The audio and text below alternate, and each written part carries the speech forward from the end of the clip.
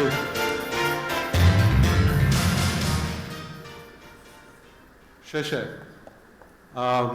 Thank you very much for inviting me here. Eric, it was an amazing presentation. Oh, you're here. I've been here last time was in 2010, and I recall Shanghai was quite impressive at that time, but they're calling American dream, but I think this is a Chinese dream. Extremely impressed with Shanghai. Arrived yesterday. So today I want to talk about, I want to continue to add to what Eric was talking about, alternative data. So what we're going to do is we're going to talk about the difference between traditional data and alternative data. Eric already mentioned that. I will add a little bit few more words on that. We'll talk about industry transformation, or I would call it disruption. There has been a huge disruption in the last 3-4 years in terms of what happened in the market. The managers are really struggling to create alpha. So in order to create alpha, you have to develop something new. There's always innovation at stake. And as Eric was mentioning, through Joe Ark, he's going to disrupt this industry. Hedge fund industry is today $3.2 trillion. About 10 years ago was at $2 trillion. We've been having, in the hedge fund business overall, we've been having lots of issues with performance. And lots of managers who used to be famous and well-known, I don't want to mention names, they are basically bowing out, they're resigning, they cannot understand this market. This market has been really disrupted. And having alternative data is the only way to go. Traditional data are just not doing a good job anymore. So we'll talk about incorporating alternative data into investment process.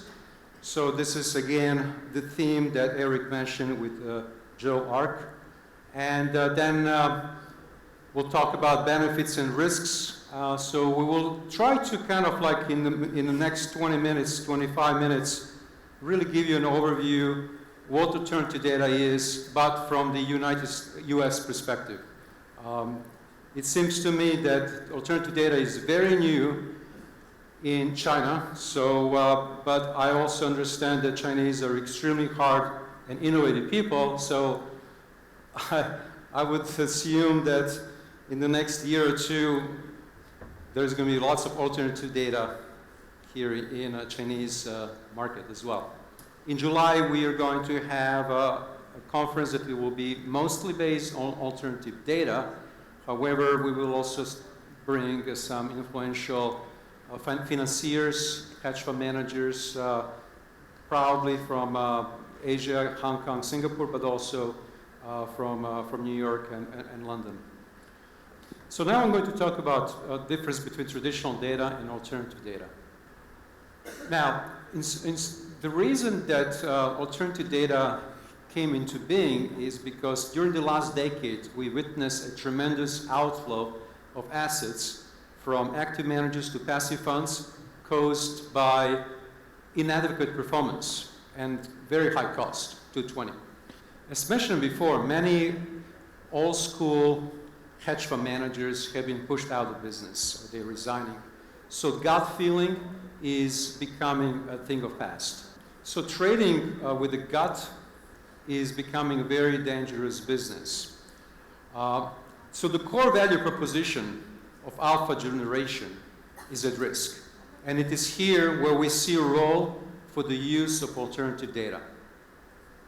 Alternative data will likely transform active managers over the next 5 years. And those firms that do not update the investment process will likely cease to exist. So the launch of Joe Ark is extremely timely, and I think is going to get lots of mileage out of this. The alternative data business is so new and it's so fresh, even in the United States. So Joe Arc and products like that are going to become more and more preeminent. And who knows, maybe Joe Arc can become a hedge fund one day as well. So now I'm going to talk about the difference between traditional alternative data, which Eric already mentioned in his presentation. So traditional data includes market price data, financial data, government, and industry statistics. So basically something that when you open a Bloomberg terminal or Reuters terminal, that's pretty much traditional data, structured data.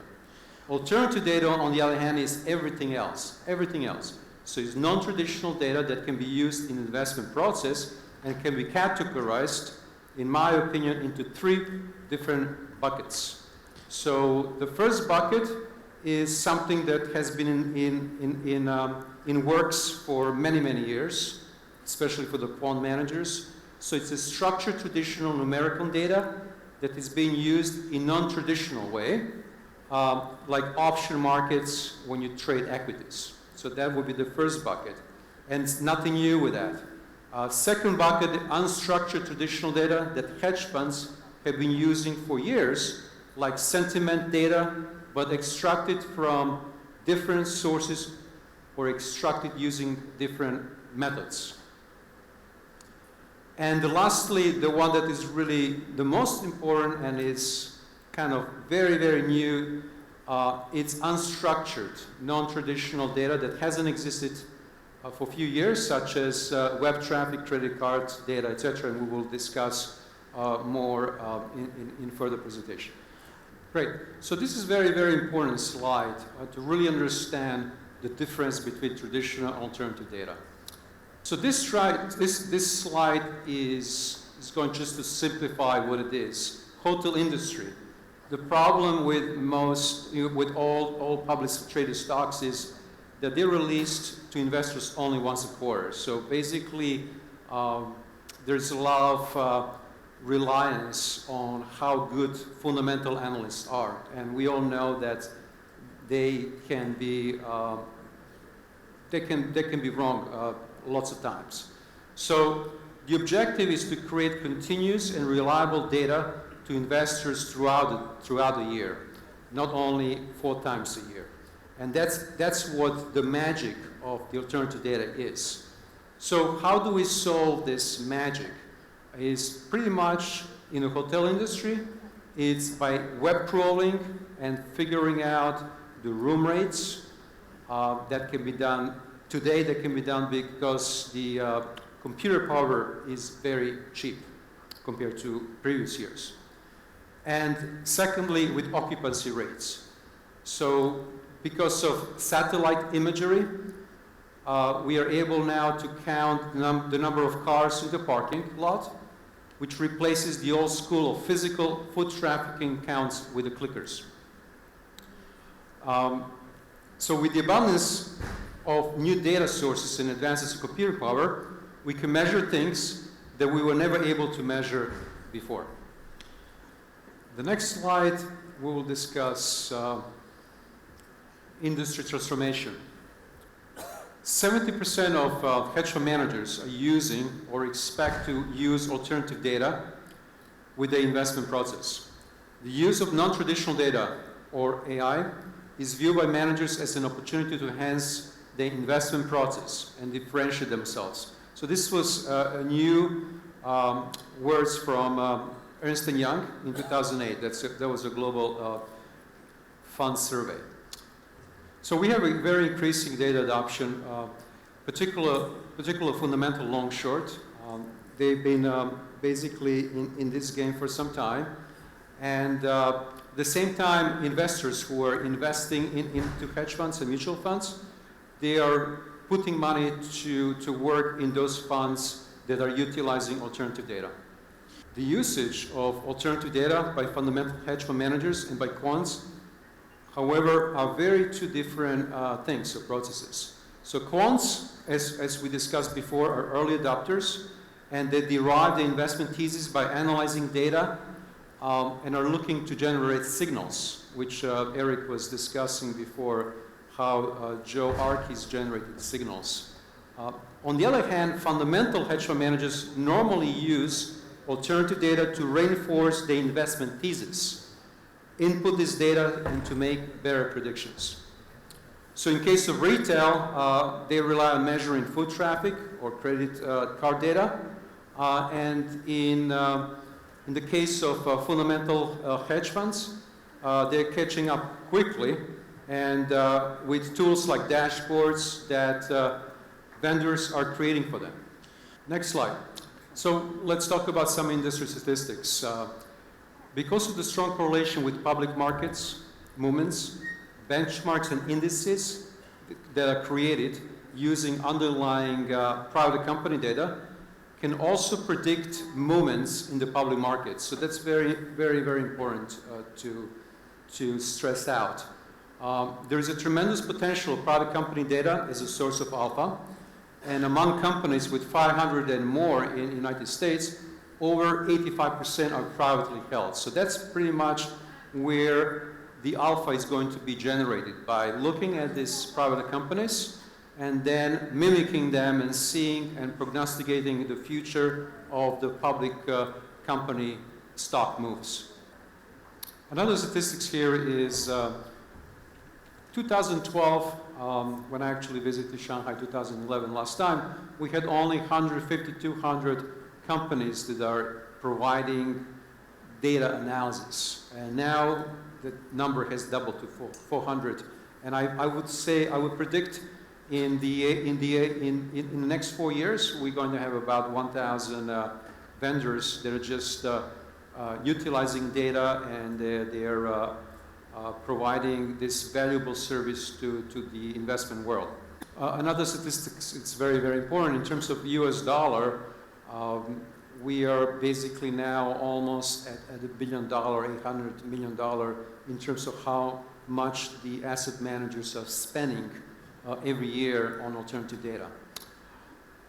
And according to Alternative Data, which is a vendor, it's predicted that in next year or so, that amount of expenditure on alternative data might even reach $2 billion, which is, quite a big number for only 400 vendors who are in this space. So we also have a table here for average fund which is spending on these data sets. So the funds who are lower than $5 billion, from 2016 they were spending $35,000, and they're forecasted to spend $160,000 by the 2020, and those funds that are larger than $10 billion,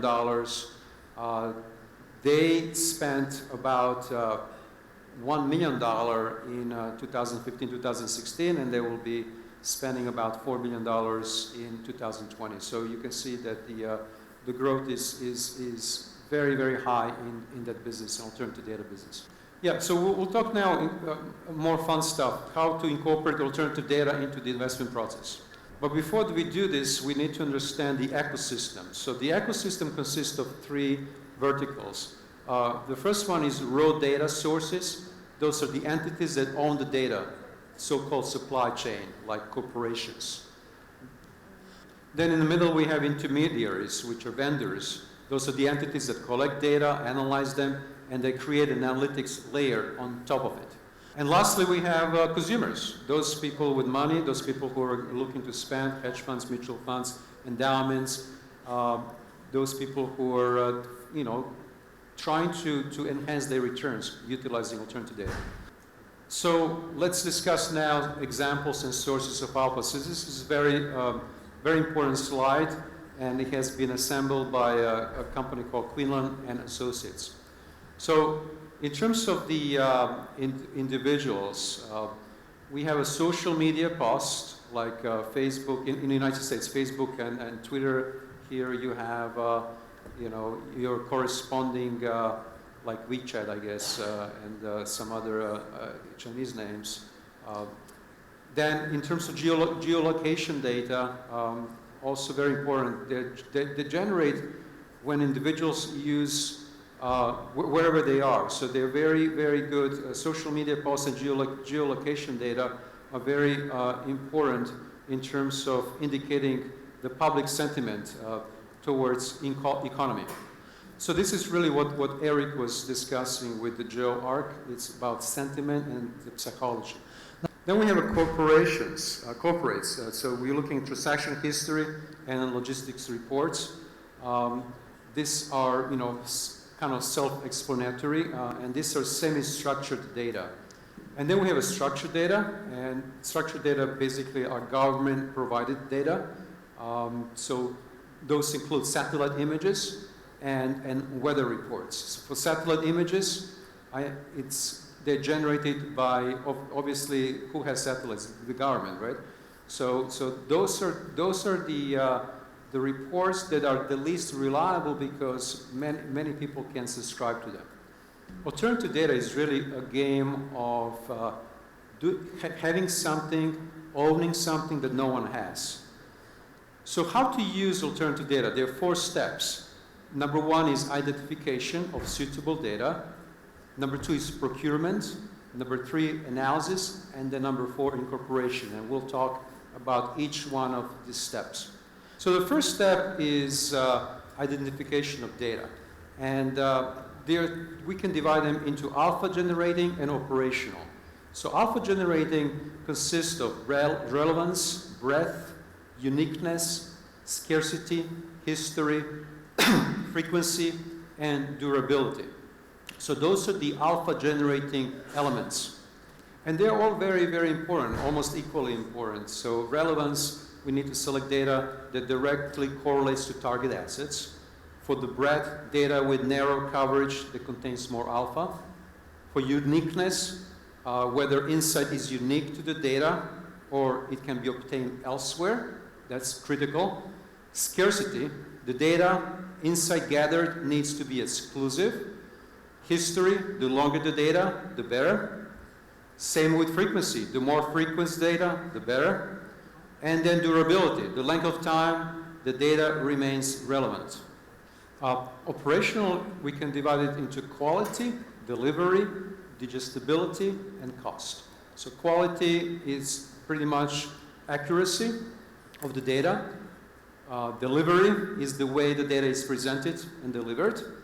And digestibility is how internal talent and technology is in place. And cost, obviously, is cost to obtain and analyze data. Next slide is second step, which is procurement. So active managers can choose to obtain the data either as a standalone product or purchase the data with accompanying analysis. So outsourcing procurement basically provides you the minimal benefits, and in-house procurement is going to provide you the best benefits. And outsourcing with in-house analysis is going to be middle road. Third step is analysis. So analyzing a small volume of structured data, such as data generated by corporates, can be conducted through the use of basic software. On the other hand, analyzing large volume of unstructured data, such as data generated by individuals, requires more effort and sophisticated technology. Analyzing alternative data is all about machine learning and artificial intelligence, and that's exactly what Eric has been referring before. So machine learning, we're not going to go into details, it would be too much. But the machine learning techniques are becoming more popular due to their capacity to identify and extract patterns or relationships from massive amounts of data. And when you do that, you're basically able to make your team much more productive, and you can cut costs and you can increase productivity. That's pretty much what machine learning is. So the last step and fourth step is incorporation. Basically, what that is it requires incorporating the appropriate analysis at the right stage of the investment process. And while there's no standardized approach for an investment process, it typically involves 4 steps, which is idea generation, asset evaluation, portfolio construction, and portfolio management. So we'll talk about benefits and risk of alternative data. So potential benefits are greater volume in data information, that's self-explanatory, efficiency, unforeseen insight, and competitive edge. So pretty much whoever is able to create this edge is going to be the winner in this arm race. And then obviously we have to finish with risks. There are risks. So there is a data risk. Alternative data may carry greater risk than traditional data, given the content and the way it's sourced and handled. You're opening yourself up to lawsuits if you're doing this on your own. If you're doing it through the vendor, it's a much better way to do it because you're not opening yourself up for lawsuit. Similarly, you have a regulatory risk. That's, again, very similar to data risk. Potential breaches of copyright, intellectual property, confidentiality, etc. And the last two risks are model risk and talent risk. They're pretty much kind of similar. A talent risk, you can have a key person working on your alternative data and he can leave. That's a huge risk. And then model risk is kind of in conjunction with talent risk. So talent leaves, then you have a model risk. And this would conclude this presentation, Alternative Data. Thank you very much for listening, and we hope to see you in July in Beijing. And I think this is a very exciting new area, alternative data.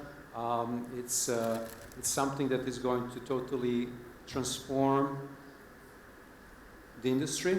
It's already transforming the industry. And keep in mind that lots of managers, even in the United States, they don't know anything about alternative data.